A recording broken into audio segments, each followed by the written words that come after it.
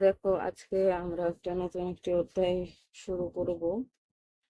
তো আগে সেই অধ্যায়ের সূত্র সমূহগুলি জানা দরকার। তো এটা হচ্ছে ত্রিকোণমিতির অধ্যায়। তো এই অধ্যায়টাতে অবশ্যই সূত্র লাগবে। তো দেখো, সূত্রগুলি আমি লিখে নিয়েছি, তোমাদের বুঝিয়ে দিচ্ছি। এগুলি সূত্রগুলি অবশ্যই তোমরা মুখস্থ রাখবে। যে এখানে দেখো, tan theta equal sine theta by cos theta. অবশ্যই এটা থাকলে যে এটা হবে এটা মুখস্থ রাখতে হবে, আবার অনেক সময় এটা থাকবে, এটা মুখস্থ করে রাখতে হবে। তো অবশ্যই দুইটাই মুখস্থ করা লাগবে। তো ঠিক একইভাবে এখানে দেখো, এই cot theta equal cos theta by sine theta. Tan theta হচ্ছে sine theta by cos theta, আর কট থিটা হচ্ছে cos theta by sine theta. তো দুইটাতে অনেকে অনেক সময় প্যাচ লাগাই দেয়। তো সেক্ষেত্রে কট কট মানে এখানে প্রথম অক্ষরটা দেখো সি, তাহলে কস সি আছে, কট থিটা ইকুয়াল হচ্ছে কস থিটা। এই যে কস আর কট, এভাবে তোমরা মনে রাখতে পারো।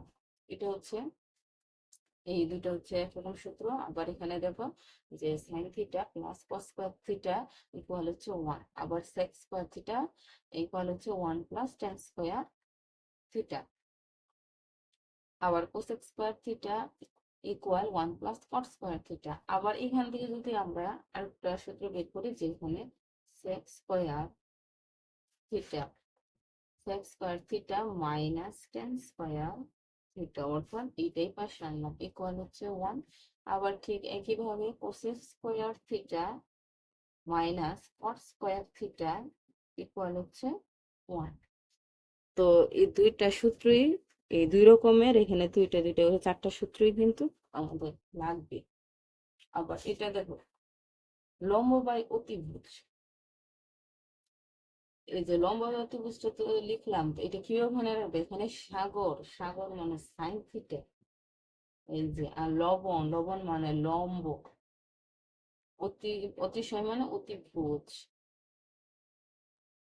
অতিভুজ।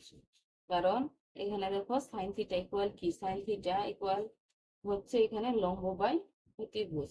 আবার দেখো এখানে ভূমি বাই অতিভুজ, কবরে ভূতের অতিভয়, কবর মানে কস, ভূতের মানে ভূমি, আর অতিভয় মানে অতিভুজ। এগুলি অনেকেই, প্রায় বেশিরভাগই শিক্ষার্থীরা যে সমস্যা হয় এগুলি মনে রাখতে, যে সাইন থিটা ইকুয়াল কি, কস থিটা, টেন থিটা। এই জন্য এটা বললে সহজেই এটা মনে আসে। তো এবার এটা দেখো, টেরা লম্বা ভূত, এটা হচ্ছে লম্ব বাই ভূমি, অর্থাৎ টেরা মানে টেন থিটা, লম্ব মানে লম্ব, ভূত মানে ভূমি। আমরা এভাবে এটা মনে রাখতে পারি।